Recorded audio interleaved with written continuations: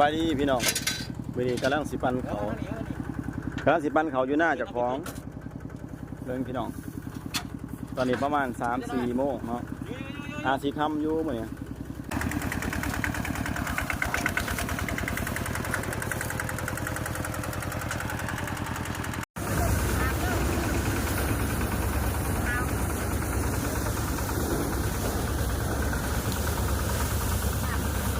เอาบินนี่ก็ได้ถูกเด้อ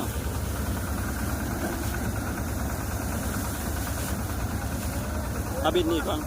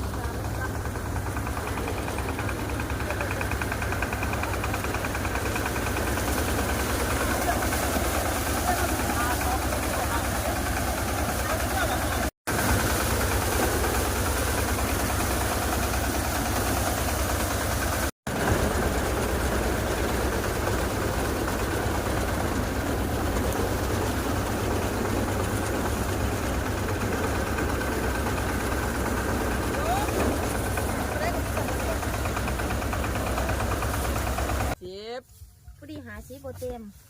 เดี๋ยวไล่หาซีเลยหาซีโบได้โบเต็มเต็มได้เท่าไรทั้งหมดท่านทั้งหมดได้อยู่50พอดีเลยได้ซ้ำปีกาย